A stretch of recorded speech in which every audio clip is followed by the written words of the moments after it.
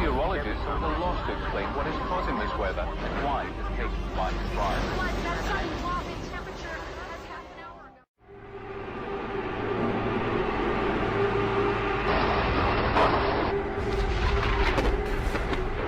It is the agenda for the 21st century you're living in today. For a brave new world where everything that you cherished and held true will no longer exist.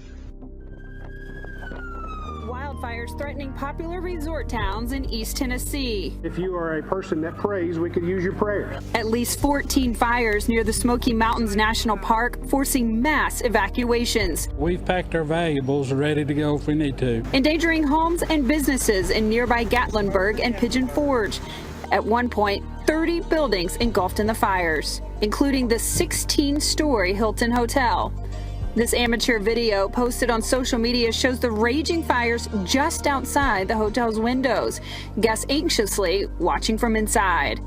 The fire now at the edge of the Dollywood theme park. The park not yet damaged, but portions of the resort evacuated. We have multiple trees now falling with embers, starting additional fires throughout the area.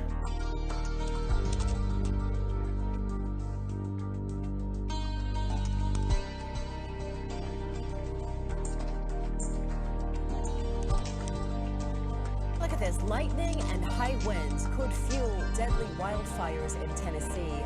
Right now, the area around Gatlinburg is under a curfew. The fires are blamed for 3 deaths. They've already destroyed hundreds of homes. Thousands of residents and tourists have been evacuated. You know what, it's devastating, and just to also hear the stories behind the amount of people in this area who have lost their homes and their businesses. It is heartbreaking. Right now you're looking at a home that was belonged to an elderly couple. 43 years they had called this place house. This whole area, I don't know if you could make it out, but this was the dishwasher and washer here. You see the stove, the kitchen area, pretty much gone. Everything is gone, and it's still smoking, which is still hard to believe because it rained last night. It rained twice yesterday, and you still have things out here that are still burning.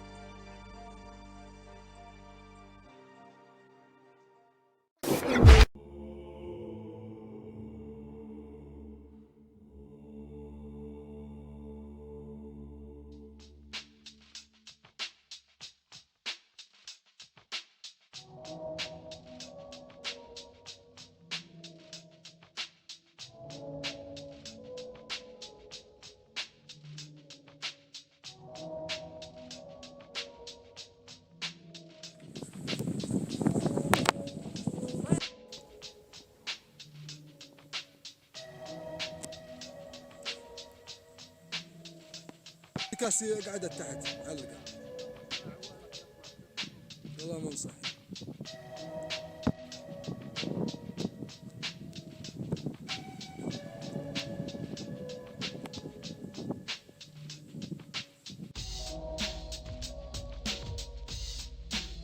A severe winter storm forced North Dakota's governor to issue a mandatory evacuation where Dakota Access Pipeline protesters are camping out. But those protesters say they're not going anywhere. The pipeline would run through Native American land. Activists argue it will damage drinking water and threaten sacred sites. The governor wants protesters out by that deadline of December the 5th. In doing some research, it looks like as many as 2,000 unarmed veterans, though, planning on going to Standing Rock Sioux Reservation to stand between police and the indigenous people. Do you think we can expect a confrontation here? I know everybody wants it to remain peaceful at this point, but, I think you should talk to the fact this has been going on months and months and seems, Dave, in some ways, some days to escalate, some days remain peaceful. But what do we think is going to happen as we get closer to December 5th?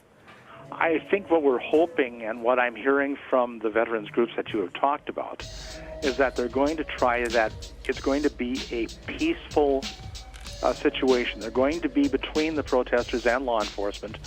Law enforcement has been pretty restrained in this whole effort.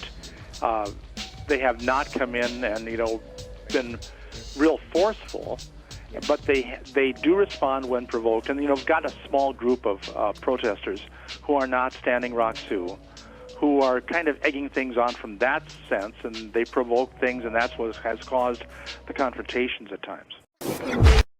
Within the next 2 decades, leading scientists believe that metro areas around New Orleans may have to be relocated. One of the biggest factors, global warming from greenhouse gases. 3 feet of sea level rise, and Miami is Venice. New Orleans is gone.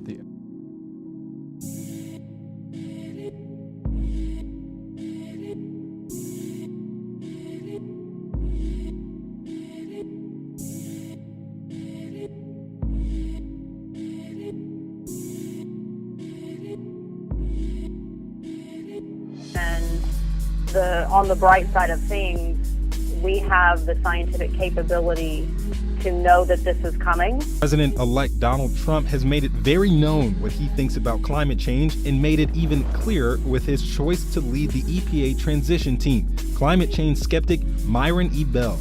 We believed that the so-called global warming consensus was not based on science, but was a political consensus. And that's disturbing. We have hope that President Trump is going to have some really smart advisors and folks tell him how important this is.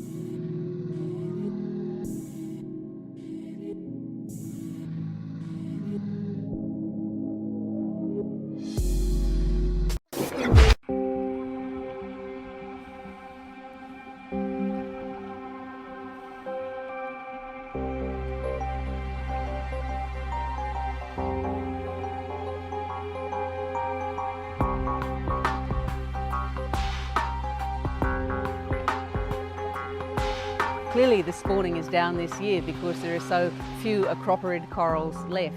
We lost about 90% of them in the bleaching event, and they'd been impacted by 2 years of cyclones previous to that. So there just weren't very many adult corals here to spawn.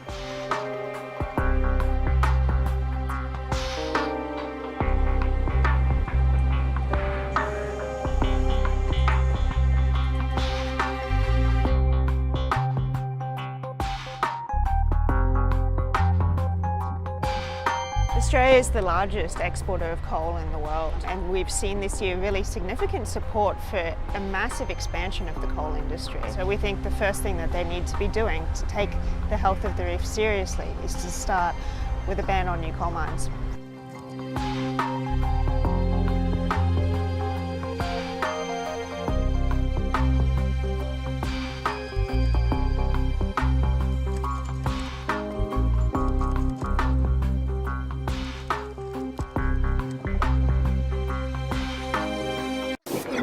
New aerial drone footage has captured a massive spaceship on the ground in the Silicon Valley. But the ship isn't extraterrestrial, and it will never take flight. But that's because it's actually a UFO-shaped building. The circular structure has been in the works since 2013, and soon it will serve as Apple's new headquarters in Cupertino, California. Company co-founder Steve Jobs came up with the building's blueprint before he passed away. China's biggest train manufacturer has announced it will build a 600-kilometer-per-hour maglev rail train. While the CRRC Corporation says the first prototype will be ready by 2020. By 2021, it will also build a test line with a length of no less than 5 kilometers. With a total of over 20,000 kilometers, China has the world's longest high-speed rail network. The current high-speed rail line between Shanghai and Beijing operates at 300 kilometers an hour, only half the speed of the maglev rail line being developed here.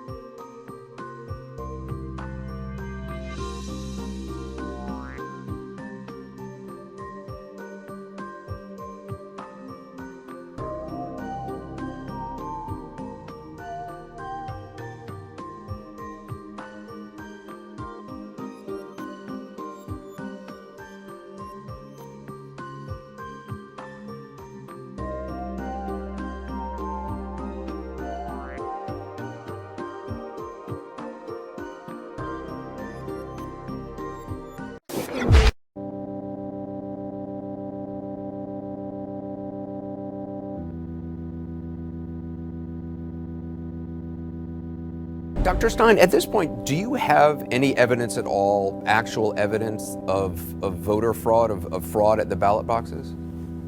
No. What we have are predictors that if tampering took place, that it would be most likely to be discovered in the 3 states where we are looking. But it's like when you get into an airplane, you do not want to have evidence that the airplane is rapidly losing altitude before you create a backup system to be sure that your airplane has a safety net, that it has built-in quality assurance. That's what we're calling for in this election and in all elections, that we need to have a system that we can be confident in.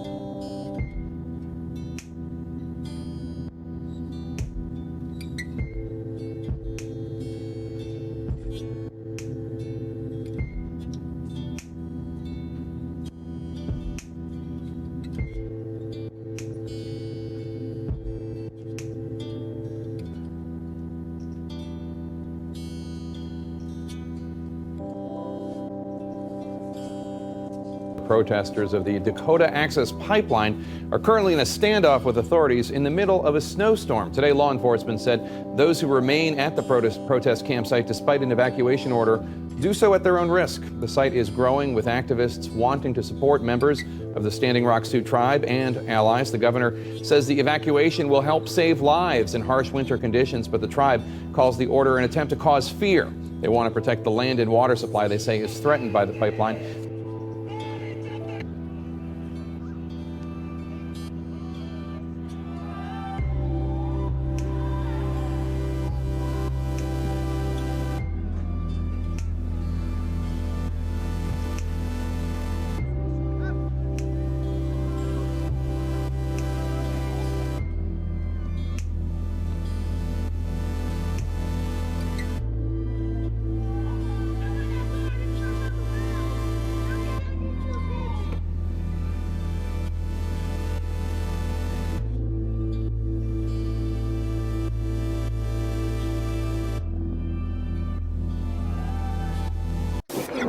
ISIS has reportedly claimed responsibility for the attack at the Ohio State University on Monday morning. The terror group reportedly called Abdul Razak Ali Artan a soldier of the Islamic State. The OSU student allegedly crashed his car into a crowd and stabbed several people with a knife before a police officer shot and killed him.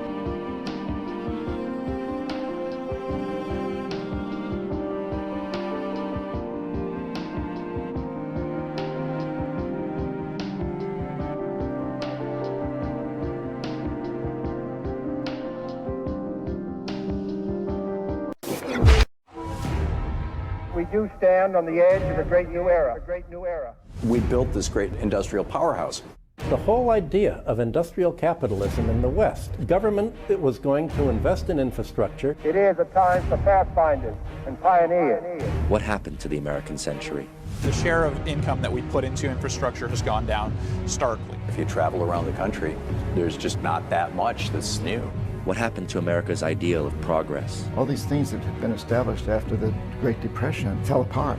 You'll see that whole streets are just closing down. A community that's undereducated, underemployed.